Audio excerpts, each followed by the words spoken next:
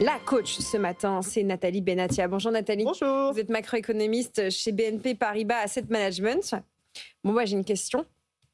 Récession ou pas récession? Écoutez, on va répondre non. Déjà, ça va nous détendre, puisque tout le monde est inquiet. Là, j'ai entendu des analystes actions qui trouvaient que les marchés étaient un peu chers, c'est vrai.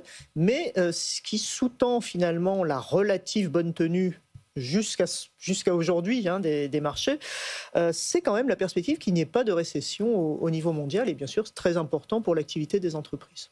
Bon, perspective, c'est le moment, puisque une kyrielle d'institutions publie à cette époque de l'année.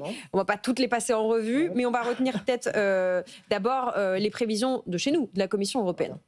Alors, de toute façon, toutes les prévisions ont à peu près la même allure, c'est-à-dire que tout le monde a été amené à réviser à la baisse les perspectives de croissance pour l'année 2025, en citant explicitement la politique protectionniste des États-Unis.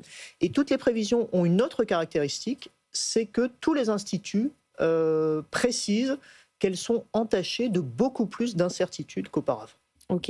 Donc la Commission européenne a révisé à la baisse, elle prévoyait 1,3% de croissance pour le dernier exercice qu'elle fait à l'automne. Elle prévoit désormais, pour la zone euro dans son ensemble, 0,9% de croissance. Donc c'est une révision baissière significative. Hier, c'est l'Allemagne qui publiait. On a beaucoup parlé d'Allemagne. Les marchés boursiers allemands vont très bien. Le DAX a battu pour la troisième fois consécutive son record. On a beaucoup parlé de ce plan d'investissement massif. Qu'est-ce que ça donne du côté de notre voisin? Alors, du côté des prévisions, on disait récession ou pas récession. Quand les instituts allemands prévoient 0,1% de croissance, là, on n'est pas loin. En fait, statistiquement, on peut dire que 0,1% de croissance ou 0 ou moins 0,1, c'est la même chose.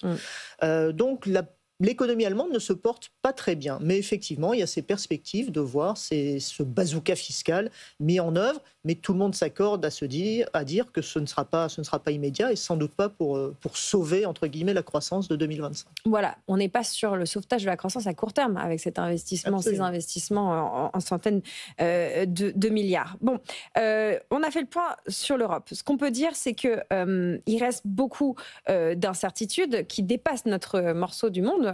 On pourrait épiloguer sur la Chine. On sait que le Japon est censé discuter avec les États-Unis en fin de semaine.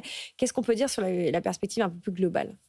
Alors les perspectives globales, effectivement, je vous disais que tout le monde a revu à la baisse. Alors les chiffres ne sont pas tirés au sort, même si parfois ils donnent du mal des économistes. C'est entré dans des modèles importants, des modèles macroéconomiques d'ensemble. Et dans ces modèles macroéconomiques d'ensemble, il faut les alimenter avec des hypothèses. Or, compte tenu des chiffres publiés, tout le monde fait à peu près l'hypothèse que sur les droits de douane, on n'aura pas ce que Trump a annoncé le 2 avril, son fameux tableau. On aura moins, avec des hypothèses qui peuvent varier. Mais pour le moment, dans les différents modèles, on a tendance à mettre 20% de droits de douane aux États-Unis vis-à-vis de l'Europe. Donc, si, après les négociations, on a de bonnes surprises et un taux qui est significativement plus bas, ce sera sans doute un petit boost à la croissance, mais compte tenu des incertitudes, c'est beaucoup trop tôt pour le dire. Ce qu'on peut ajouter, c'est qu'avant cet accord annoncé entre les États-Unis et la Chine le 12 mai, alors qu'il y a un accord, on réfléchit pendant 90 jours et normalement on négocie.